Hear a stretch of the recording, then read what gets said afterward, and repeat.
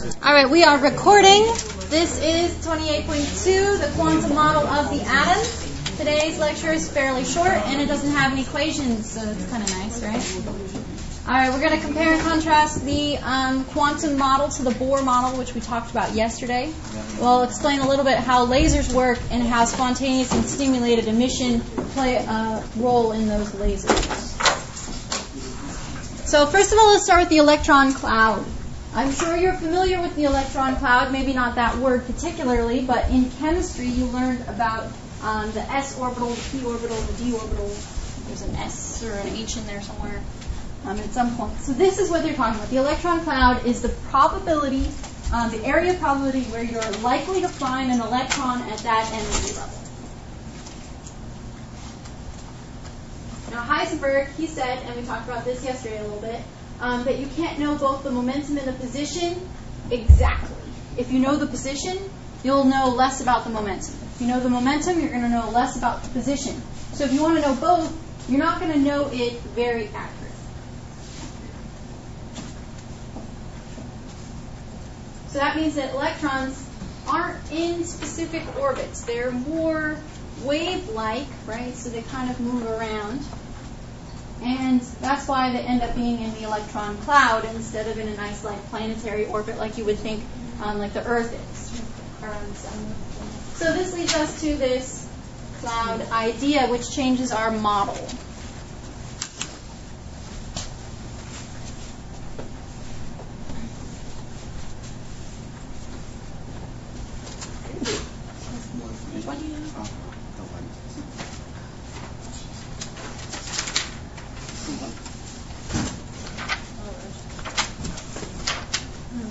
Nobody has cups today? She said I can't get here until Monday.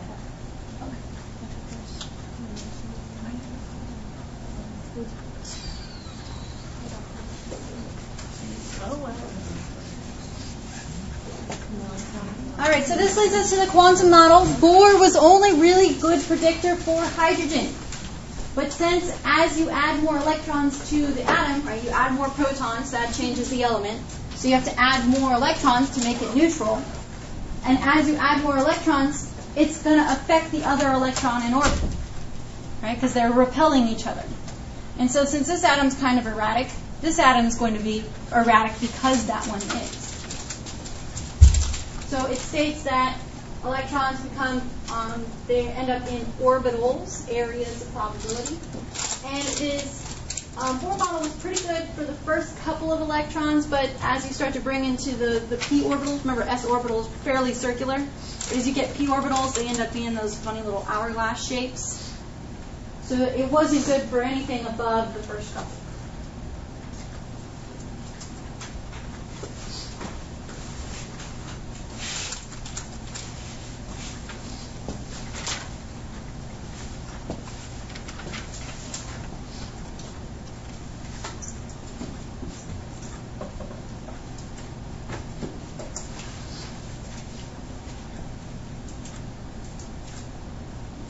Here's a picture.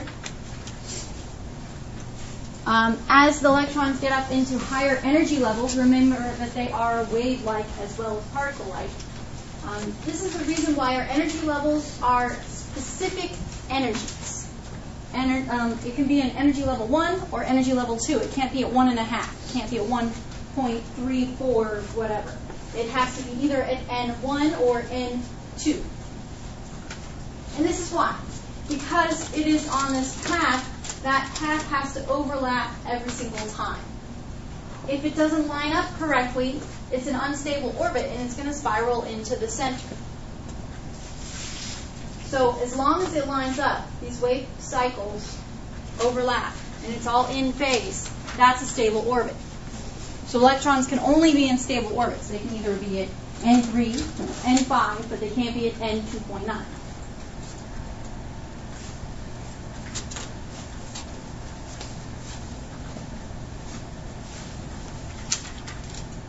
So they call this model the quantum model. This is more than Bohr's model. It takes Bohr's model to the next level and tries to predict the atomic structure of all the atoms. And it does a pretty good job of that. And they also use the quantum model to explain the theory of light, uniting the waves and particles together.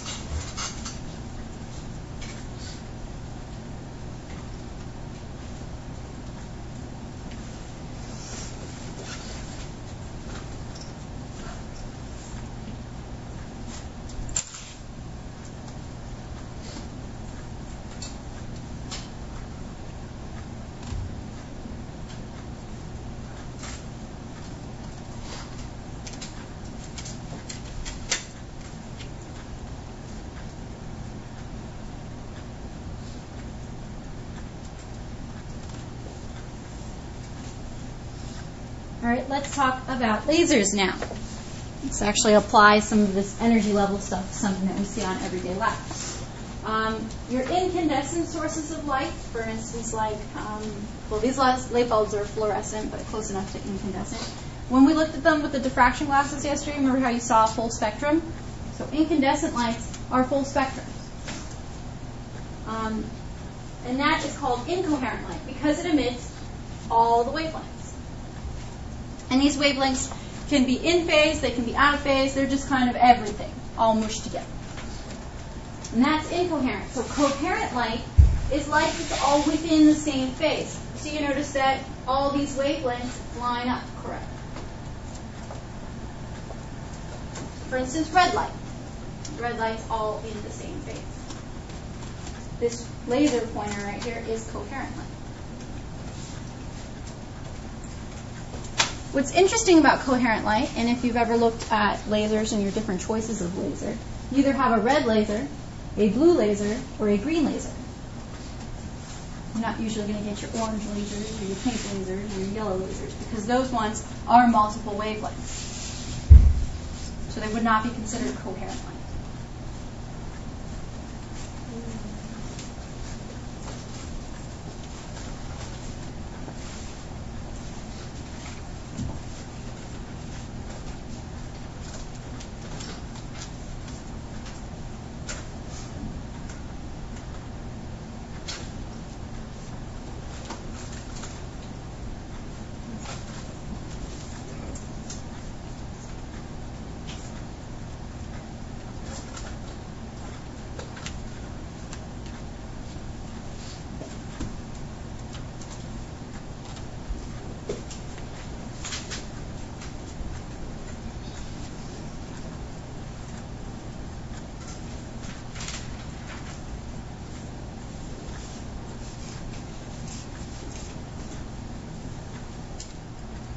Okay, we're going to talk about different types of emission before we get into exactly how a laser works, because it uses these two emissions.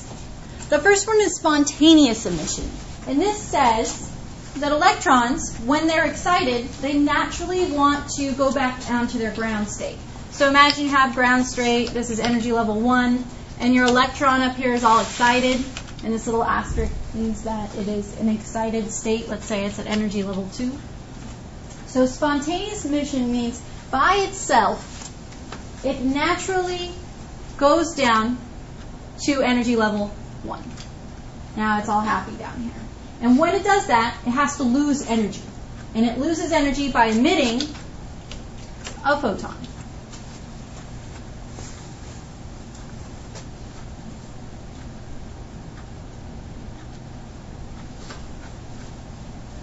So this is spontaneous emission. It does this all by itself. It doesn't need to be poked or prodded to get it to go.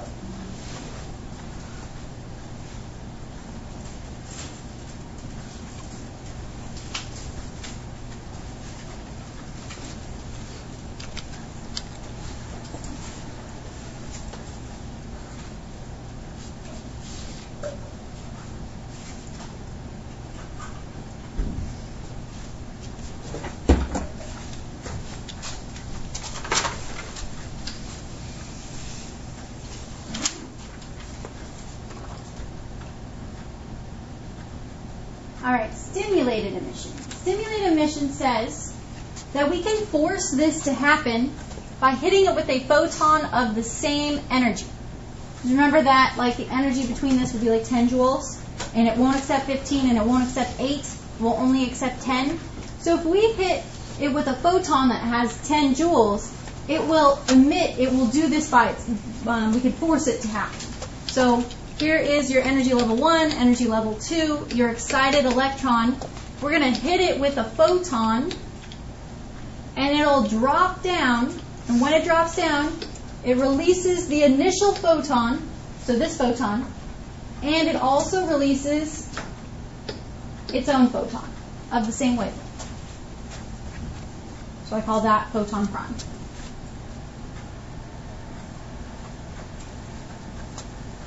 So now you have multiplied your waves.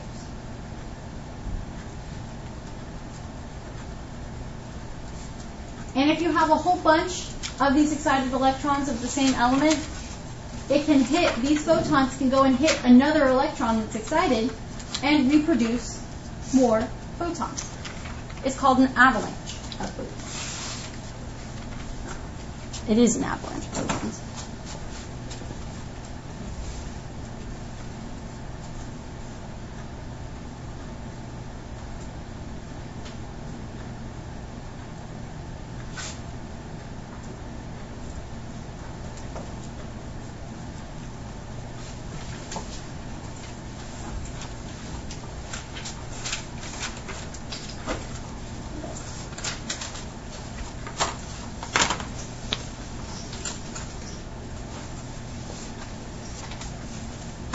All right, here's some better pictures of what I drew on the board.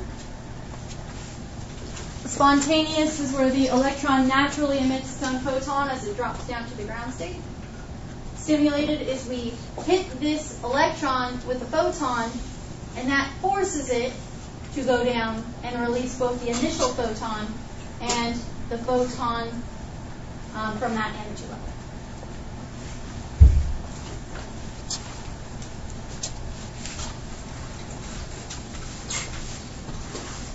Okay, so this is what happens in a laser.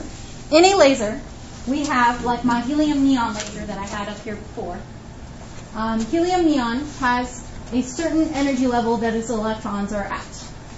So we excite those electrons by adding electricity to it. So the electrons absorb it and they get up to the excited level. And then one of them will naturally, spontaneously produce a photon. That photon will hit another electron, so the photon goes off, hits the next electron, and that next electron is now forced down, stimulated emission. It releases its initial photon and then the photon for its energy level, which again, all these energy levels are the same, so all the photons are the same wavelength. So it's reproducing red light here in our helium neon laser, which is why it looks red. So these photons go off, they hit another excited electron, which produces the original photon and a new photon of the same wavelength. Same energy. So you're multiplying your photons. These photons then go off and hit other electrons, which double that. So it creates an avalanche of photons. Now, inside the laser, we have two mirrors, so these photons bounce back and forth, and they all get straightened up, and anything that's at an angle you see on the sides is just that pink-colored light. So as they get bounced back and forth, there's a little tiny pinpoint hole that they're allowed to escape out of, and it's about 1% of all the photons that are produced make it outside this pinpoint hole. And that's why it doesn't matter if I'm super close to the power point, you still see a dot, or I'm really far away, you still see a dot. This beam will not diverge. Unlike a flashlight, right? When you look at the flashlight, when you go really close, it gets small. When you move it really far away, it gets big. It's because its photons that it's producing are in every direction. Whereas this one, we kind of just cut out all the photons that are at angles and only let the straight ones through. The ones in that particular angle. And this is called lasing. This avalanche of photons. That's why they're called lasers.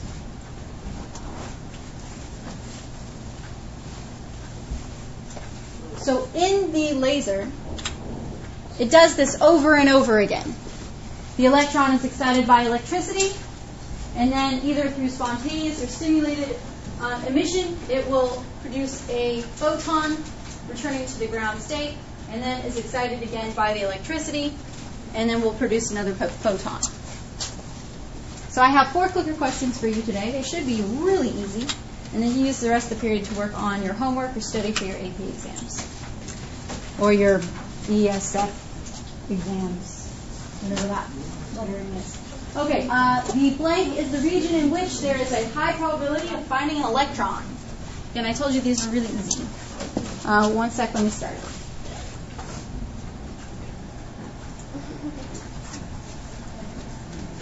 All right, it should work now.